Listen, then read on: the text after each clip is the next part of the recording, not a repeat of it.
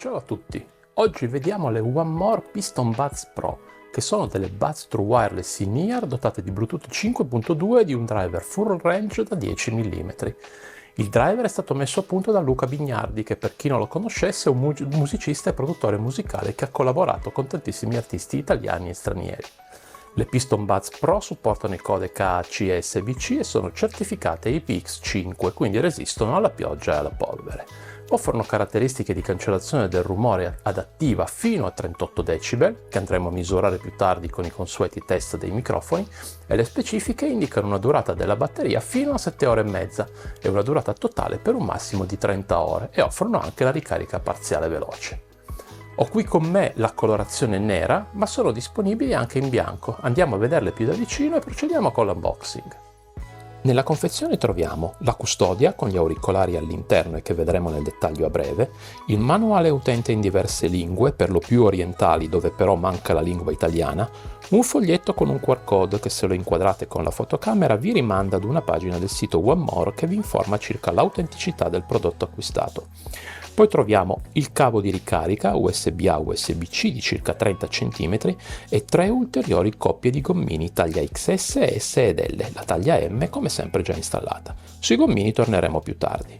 La custodia è di 5,8 x 3,8 x 2,3 cm in materiale opaco che trattiene un po' le impronte e pesa 39 grammi, quindi la custodia è piccola, leggera e trasportarla anche nella tasca dei pantaloni non crea alcun fastidio. Gli unici tocchi di design sulla custodia sono la sottile linea lucida che corre tutto intorno e il coperchio, anch'esso lucido e con un motivo olografico e la scritta One More di colore rame.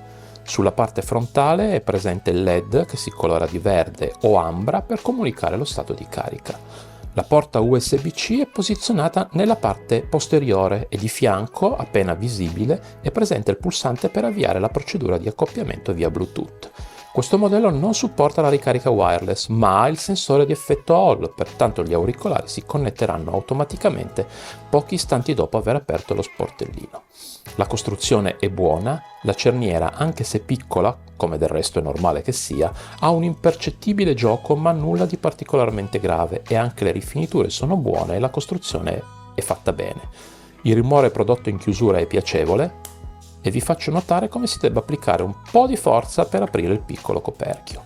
All'interno troviamo i due auricolari e le plastiche sono opache anche per gli spazi dedicati agli auricolari stessi. Questi sono posti in modo da guardare verso l'esterno e questo determina, una volta estratti, un movimento naturale per portarli all'orecchio e indossarli.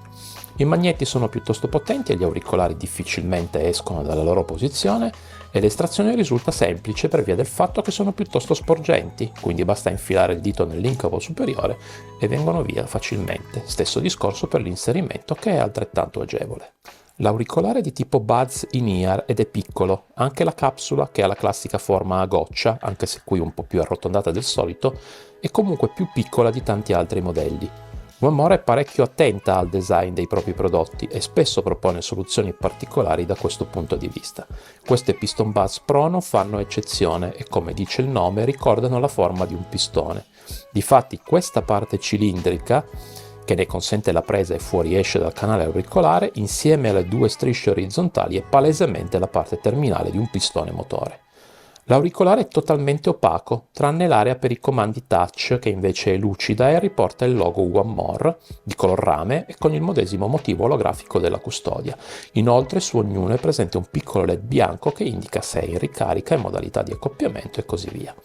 Se rimuoviamo il gommino vediamo come sia presente una protezione metallica argentata a protezione dell'elemento più a contatto con il condotto uditivo. I gommini poi sono abbastanza semplici da installare e richiedono una buona dose di trazione per poter essere rimossi, quindi non si corre il rischio di perderli o che vengano via facilmente. Ma hanno una forma particolare, sono sì tondi ma più bassi del solito e il foro è di dimensioni importanti. Difficilmente si potranno sostituire con altri che si possono reperire nei vari store online. Dispongono di due microfoni che sono posizionati in questo modo. Il primo microfono è posto sulla capsula e viene nascosto dal gommino. Il secondo è posto sulla parte alta dell'auricolare sul pistone, diciamo così. I microfoni implementano un algoritmo AI di tipo DNN per la riduzione dei rumori ambientali e l'amplificazione della voce. Nella parte interna della capsula, subito sotto i pin, vediamo il sensore di prossimità, quindi se rimosse la musica si arresta e riprende non appena le indossate nuovamente. Andiamo a vedere insieme come si indossano. Sono piccole e per chi ha le mani grandi potrebbe essere un problema non da poco, ma proprio per questo aspetto sono confortevoli. Il movimento ormai lo conosciamo ed è sempre il medesimo, si inseriscono nel padiglione auricolare e con movimento semicircolare si vanno a fermare. Ho notato però che i due fori che contengono i pin per la ricarica durante questo movimento grattano un po' sulla pelle interna del padiglione auricolare, rendendo meno gradevole del solito questa procedura. Occludono il canale auricolare e per questo motivo ovattano i suoni circostanti già solo indossandoli e se usiamo l'area touch la pressione si percepisce ma non è fastidiosa. Come peso sono nella media 4,5 grammi per auricolare che li posiziona a metà tra i leggerissimi sotto i 4 grammi e quelli più pesanti che ormai viaggiano verso i 5. Ad ogni modo dopo circa un'ora sembrano svanire, almeno per me ad un certo punto quasi non mi sembra più di averle indosso, però avrei preferito dei gommini leggermente più corposi in modo da risultare ancora più confortevoli. A livello di indossabilità per me sono sufficienti, nel senso che non mi hanno soddisfatto a pieno, ma bisogna anche dire che chi ha orecchie più piccole potrebbe trovarle ideali. Vediamo ora in dettaglio l'applicazione a corredo. L'applicazione One More Music è disponibile per Android e per iOS e fornisce tutte le funzionalità di base. Mostra la percentuale di entrambi gli auricolari e indica anche la percentuale di carica residua della custodia, anche se gli auricolari sono fuori dalla custodia stessa. Offre la possibilità di modificare le impostazioni della riduzione del rumore tra ANC, Transparent per la modalità trasparenza e Off. Quando impostate su ANC è possibile anche modificarne l'intensità tra Strong e VNR. VNR sta per Wind Noise Reduction, quindi un algoritmo di riduzione del rumore specificamente pensato per ridurre il vento. Utile se andate in bicicletta o in monopattino e volete parlare al telefono, cosa che comunque vi sconsiglio per ragioni di sicurezza. Tramite la funzione Smart Playback possiamo decidere come si devono comportare gli auricolari quando li rimuoviamo o li inseriamo. Qui abbiamo 3 opzioni, tra cui solo pausa automatica e play, che è quella predefinita, oppure decidere di non fare nulla. Abbiamo inoltre la possibilità di abilitare la modalità a più bassa latenza e equalizzare il suono tra 12 impostazioni predefinite, ma non possiamo crearne di personalizzate. Infine possiamo controllare la disponibilità di nuovi firmware ed eventualmente procedere con l'aggiornamento. Rilascerò uno short in merito. Anche qui, chissà perché, è poi disponibile la possibilità di riprodurre suoni ambientali per favorire la meditazione o il rilassamento. Una funzione che sinceramente non comprendo, ma magari qualcuno di voi la reputa fondamentale. I controlli sono touch e sono recepiti molto bene perché l'area per i comandi è piuttosto larga e facilmente individuabile.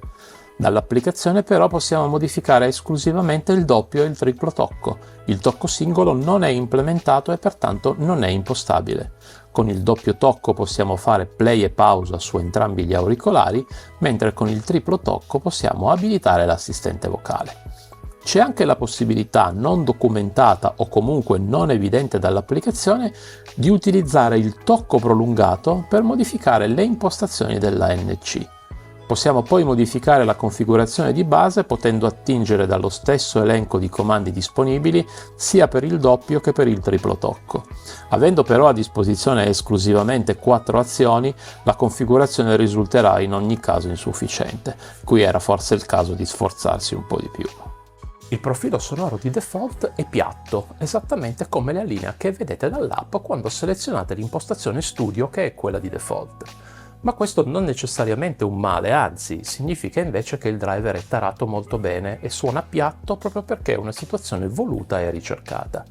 Difatti, se andiamo ad equalizzarlo con una delle altre 11 opzioni a disposizione messe a punto da SonarWorks, allora risvegliamo il driver e queste buzz assumono tutt'altra consistenza. Riescono quindi ad offrire un buon sound e si sente che dietro ci sono le capacità di un musicista e producer come Luca Bignardi che ha lavorato molto bene per l'ingegnerizzazione del driver e soprattutto per mettere a punto le equalizzazioni che danno tutte un'impronta sonora riconoscibile. Hanno a disposizione i codec AC e SBC e per ottenere le migliori prestazioni vi consiglio ovviamente di utilizzarli con dispositivi che supportano la AC o su Android di abilitarlo manualmente se vi viene richiesto in fase di accoppiamento. L'unica pecca a mio avviso è il volume, che non è molto alto e anzi per sentirle suonare bene bisogna impostarlo almeno all'80%. Se volete avere un esempio di come suonano queste Piston Buds Pro vi consiglio l'ascolto di Zodiac di DJ Cantic. Fatemi sapere nei commenti che cosa ne pensate. Ascoltiamo ora la resa dei microfoni in due condizioni comuni per la maggior parte di noi. Indossate le cuffie se le avete a portata di mano. Prova di registrazione audio in ambiente domestico. Prova di registrazione audio in condizioni di traffico sostenuto. Prova di registrazione audio in condizioni di traffico sostenuto e ANC attivo. Abbiamo sentito come lavorano i microfoni in condizioni normali e quando siamo per strada. A mio modo di vedere la soppressione del rumore fino a 38 decibel riesce a fare quello che può, nel senso che è evidente come queste Piston Buds Pro non riescano ad escludere o ad ammorbidire alcune frequenze, risultando pertanto solo sufficienti. In definitiva possono essere utilizzate anche in queste condizioni, ma solo in casi di assoluta necessità. One More dichiara 7 ore e mezza di ascolto continuo con ANC disattivato, ma senza specificare il livello del volume e tantomeno il codec utilizzato durante il test. Ad ogni modo, dai miei test risulta una durata massima di poco superiore alle 6 ore e mezza, con il volume impostato all'80% e codec AC. Considerate che perdono il 10% ogni 35-40 minuti circa. Con ANC attivo riescono invece ad operare per circa 4 ore e mezza, perdendo quindi un ulteriore 25-30%, che è un dato in linea con le prestazioni offerte da tante altre buds sul mercato. La batteria inclusa nella custodia è interessante perché è di 410 mAh e facendo un rapido calcolo riesce a garantire 4 ricariche e mezza per un totale dichiarato di 30 ore senza ANC. In questo modo si riescono a soddisfare le necessità di una giornata intera senza dover necessariamente ricaricare. Non sono dotate di ricarica wireless, ma hanno però la ricarica parziale. Con soli 5 minuti si ottiene un'ora di riproduzione e questa è una funzione molto utile per chi come me è alle prese con diverse conference call durante l'attività lavorativa. Veniamo quindi alle conclusioni, mentre vi mostro come di consueto un riepilogo delle caratteristiche principali e la mia personale pagella. A chi consiglio quindi le One More Piston Buds Pro? O forse sarebbe meglio chiedersi, c'è un target specifico di utenti ai quali le consiglio? La risposta che mi sono dato provando queste One More è che sì, le consiglierei, ma esclusivamente a chi è in cerca di due caratteristiche. La prima è la dimensione. Anche se sporgono dall'orecchio per via della forma a pistone, sono piccole e relativamente leggere, quindi chi è in cerca di qualcosa di estremamente portabile qui troverà quello che sta cercando. La seconda è il suono, che come dicevo è piuttosto piatto e necessita di essere equalizzato. Partendo da questa base e agendo sulle equalizzazioni predefinite da One More si può ottenere qualcosa di più personale e soddisfacente. Se invece preferite indossare gli auricolari e via e non avete voglia di giocare con le impostazioni, queste Piston Buds Pro non riusciranno ad appagarvi dal punto di vista sonoro. Sono corredate da una discreta applicazione per iOS e Android che necessiterebbe di una svecchiata ma che offre tutte le funzionalità necessarie, tra cui la gestione dell'ANC e l'aggiornamento firmware. Dal punto di vista delle specifiche tecniche sono piuttosto complete, se consideriamo che hanno una generosa area touch, sono certificate IPX5, hanno la ricarica rapida e anche il sensore di prossimità oltre all'ANC. Possono quindi essere utilizzate senza particolari problemi anche per fare sport, proprio per merito della forma piccola e discreta, e una buona durata della batteria che vi accompagnerà durante l'intera giornata. Purtroppo le performance dell'ANC sono solo sufficienti, quindi come vi anticipavo prima, vi consiglio di utilizzarle in ambienti rumorosi solo se proprio non potete farne a meno. E veniamo infine al costo, che di listino sarebbe 59,99 euro, ma negli store online potete trovarle per poco meno di 27 euro e se siete interessati all'acquisto vi lascio in descrizione il link. Sono in definitiva una buona alternativa a parità di costo ad auricolari di altre marche più conosciute ma che non raggiungono lo stesso livello di performance e di specifiche tecniche, anche se hanno qualche pecca e qualche punto a cui prestare attenzione. Come sempre, spero che questa recensione vi sia piaciuta, fatemelo sapere nei commenti e datemi anche consigli su come migliorare il canale. Nel frattempo però mettete un like e iscrivetevi per far crescere il canale e per non perdervi nessuna delle altre recensioni che sto preparando per voi. Nel prossimo video vedremo un prodotto JLab, per cui attivate le notifiche per rimanere sempre aggiornati. Alla prossima!